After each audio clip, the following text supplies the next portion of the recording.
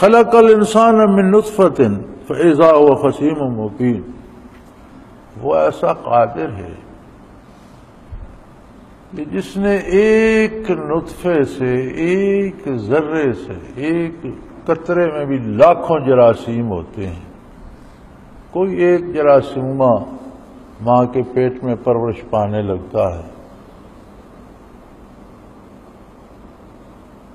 اس قطرے میں کیا تھا یا اس جرثومے میں کیا تھا؟ وہ خالق جب بناتا ہے تو ایک بہترین خوبصورت انسان تخلیق فرما دیتا ہے. اس کے ایک ایک بال میں، وجود کے ایک ایک ذرے میں، کھال میں، گوشت میں، ہڈیوں میں، پٹھوں میں اپنا اپنا کام کرنے کی ساری قوتیں موجود ہیں.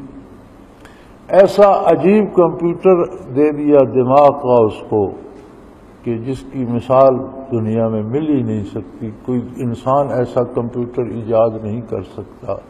کتنی شفاف آنکھیں بنا دی. آنکھ کے ایک آئینے میں 24 لاکھ بلب ہیں آنکھ کے ایک آئی بال میں، اور دونوں آنکھوں میں 48 لاکھ بلب ہیں جو مل کر کام کرتے ہیں. 18 لاکھ تاروں سے ان کا تعلق دماغ سے وابستہ ہے. اب آنکھ کی جسامت دیکھو اور اس میں 24 لاکھ حصے تقسیم کرو، اس میں 9 لاکھ تاریں لگاؤ. اتنا باریک کام کون کر سکتا ہے؟ دماغ کا ایسا خزانہ بنا دیا کہ وہ آنکھ جو کچھ دیکھتی ہے فوراً اس کی تصویر بنا دیتا ہے، کان میں جو آواز پڑتی ہے فوراً اس کو ایک شکل دے دیتا ہے اور وہ سنائی دینے لگتی ہے. اتنی باریکیاں ہیں تخلیق انسانی میں کہ عقل دنگ رہ جاتی ہے، سمجھ نہیں سکتی.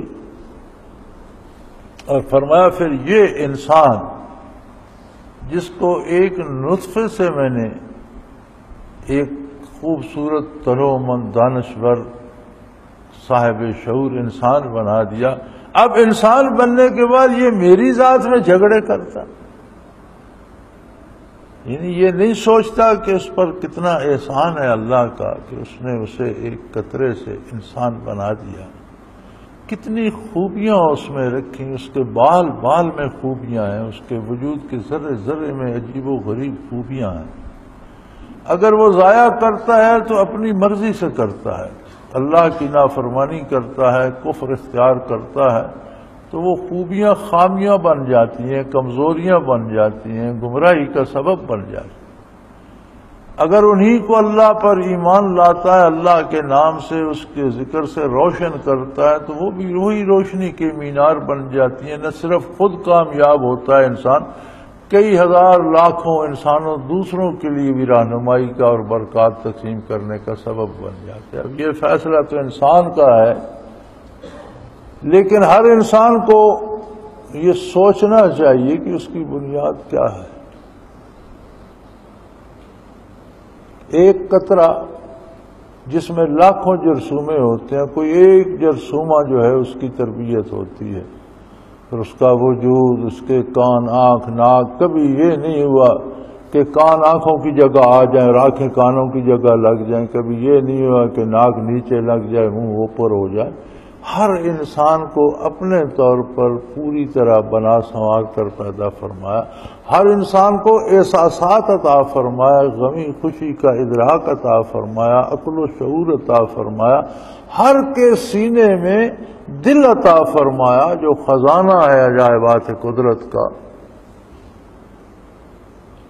اور پھر یہ انسان جب باشعور انسان بنتا ہے تو فرمایا وہ خصیم مبین. پھر یہ بڑا اکڑ جاتا ہے اور کھلم کھلا ذات باری میں جھگڑا کرنے لگ جاتے ہیں، اپنے خالق کے بارے اس کے عقائد بدل جاتے ہیں. وَالْأَنْعَامَ خَلَقَهَا، پھر اس نے جانور پیدا کر دیے. مخلوق ہونے میں تم بھی مخلوق ہو، وہ بھی مخلوق. وہ بھی تو اللہ ہی کی مخلوق ہے، لیکن تمہیں شرف انسانیت بخش کر ان پر اتنی فضیلت دی کہ لکم فیہا دفء، کبھی ان کے بالوں سے، کبھی ان کی کھالوں سے لباس بنا لیتے ہو، جوتے بناتے ہو، تمبو خیمے بناتے ہو، کوٹ بناتے ہو۔ وہ بھی مخلوق ہے، تم بھی مخلوق ہو، تم انہیں استعمال کرتے ہو اور ان کے کاروبار کرتے ہو جس سے تمہیں بہت منافع ملتا ہے، اور ان میں سے ایسے بھی ہیں جن کو تم ذبح کر کے کاٹ کے کھا لیتے۔ کبھی سوچو، مخلوق تو اللہ کی وہ بھی ہے، پیدا اسی نے کیے، تمہاری خدمت پہ لگا دیے۔ حلال جانور ہے، اسے کاٹ کر کھا سکتے ہو، اس کی کھال استعمال کرتے ہو۔ دوسرے جانوروں کو خرید و فروخت میں استعمال۔ عجیب بات ہے، زمانہ کتنی کروٹیں بدل جائے، انسانی بنیادی ضرورتیں اور ان کی تکمیل وہی رہتی ہے، اس کے ذرائع بدلتے ہیں۔ جو بھوک آدم علیہ السلام کے زمانے میں لگتی تھی، انسان کو آج بھی وہی لگتی ہے۔ جو ابتدائے آفرینش میں نیند آتی تھی، آج بھی وہی آتی ہے۔ جس طرح صحت و بیماریاں پہلے تھیں، آج بھی ہیں، مینز اور ذرائع بدل گئے۔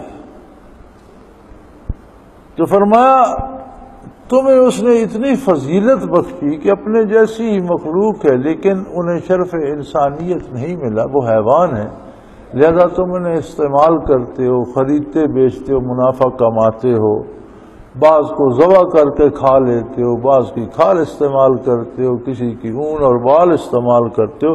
وَلَكُمْ فِيهَا جَمَالٌ حِينَ تُرِيحُونَ وَحِينَ تَسْرَحُونَ، اور جب تم انہیں شام کو لاتے ہو یا صبح کو چرانے کے لیے لے جاتے ہو تو اس میں ایک تمہاری شان بھی ہے، اور اللہ کی شان ہے۔ زمانہ جتنا بھی بدلا، آج بھی دیکھ لیں، چلو طریقہ کار بدل گیا، فارمنگ ہو گئی، لیکن اب بھی تو لوگ بڑے فخر سے کہتے ہیں میرے چوزوں کے 10 فارم، میرا گایوں کا بہت بڑا فارم، میرا گھوڑوں کا بڑا فارم ہے۔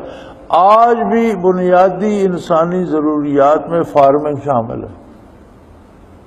جانوروں کو خرید فروخت کے بھی پیسہ کماتے ہیں، ذبح کر کے کھاتے بھی ہیں، بیچتے بھی ہیں، اس سے بھی پیسہ کماتے ہیں، کسی پہ سواری کرتے ہیں، کسی پر بوجھ لاتے ہیں۔ فرمایا وَتَحْمِلُ أَثْقَالَكُمْ إِلَىٰ بَلْدٍ لَمْ تَكُونُوا بَالِغِيهِ إِلَّا بِشِقِّ الْأَنفُسِ، بعض جانوروں پر، اونٹوں کو، خچروں وغیرہ پر تم بوجھ لاتے ہو، وہ ایسی جگہ پہنچا دیتے ہیں جہاں تم بڑی مشقت سے اور بڑا تھوڑا تھوڑا کر کے بڑی مشکل سے پہنچاتے ہو، اکٹھا لے جاتے ہیں اور تمہارا کام کرتے ہیں، تمہارے بوجھ اٹھا کر ایسی جگہوں پر لے جاتے ہیں جہاں تم بڑی مشکل اور بڑی مشقت کے بعد پہنچا سکتے۔ ان ربکم لرؤوف الرحیم، یقیناً تمہارا پروردگار بہت بڑی شفقت والا اور بہت بڑی رحمت والا، یعنی تمہیں ادراک ہی نہیں کہ تمہاری خدمت کے لیے اس نے کتنی مخلوق پیدا کر دی اور تم ان سے کس کس طرح خدمت لے رہے، تم نے کبھی سوچا ہی نہیں۔ اپنی بے پناہ مخلوق پیدا کر کے اس نے تمہاری خدمت پہ لگا دی، اور ہمارا خلق لکم ما فی الارض جمیعا، زمین پر جو کچھ ہے وہ تمہاری خدمت کے لیے ہے، پھل ہیں، سبزے ہیں، فصلیں ہیں، دوائیں ہیں، جانور ہیں، پرندے ہیں، چرندے ہیں، سمندر بھرے پڑے ہیں، مچھلیاں ہیں، ہر چیز کو تم استعمال کیے جا رہے ہو۔ اتنا تمہارے ساتھ اتنا شفیق اور مہربان ہے کہ اس نے تمہارے لیے خزانے کھول دیے، اور تم اس کا شکر کرنے کی بجائے خود اس کی ذات میں اعتراض کرنے بیٹھ جاتے۔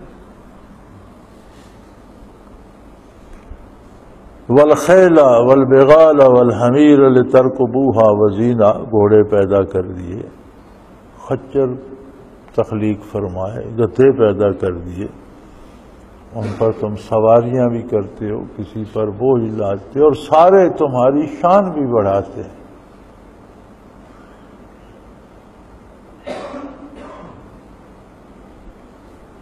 وَيَخْلُقُ مَا لَا تَعْلَمُونَ، اور یہ تو وہ چیزیں ہیں جو تم جانتے ہو۔ ابھی تمہاری سواری کے لیے وہ اور کیا کیا پیدا فرمائے گا، یہ جب ہوگا تو جانو۔ اب اس زمانے میں اگر قرآن کریم کہتا بسیں ہوں گی، ٹرینیں ہوں گی، ہوائی جہاز ہوں گے تو کس کی سمجھ میں آتا؟ تو فرمایا یہ تو تمہارے سامنے ہے جن کو تم لوگ استعمال کرو، لیکن ابھی بہت چیزیں باقی ہیں جو تمہاری سواری اور تمہارا بوجھ اٹھانے کے لیے پیدا فرما دے گا۔ جب آئیں گی تو جان سکو گے، تم میں اتنی استعداد نہیں کہ تمہیں آج بتایا جائے اور تم جان لو۔ وَيَخْلُقُ مَا لَا تَعْلَمُونَ، ایسی چیزیں پیدا کرے گا جن کا آج تمہارے پاس کوئی تصور بھی نہیں۔ وَعَلَى اللَّهِ قَصْدُ السَّبِيلِ، اللہ کی طرف تو بالکل سیدھا رستہ جاتا ہے، اور ہر مخلوق اللہ کی عظمت کی گواہ ہے اور اس کی طرف رہنمائی کرتی ہے۔ اس کی تخلیق پہ غور کرو، خود اپنی بناوٹ پہ غور کرو، خود اپنے اعضاء و جوارے، ان کا کام، ان کا فنکشن، وہ کس طرح بنے، کس طرح کام کر رہے ہیں، اور کتنی عجیب و غریب مشینری ہے۔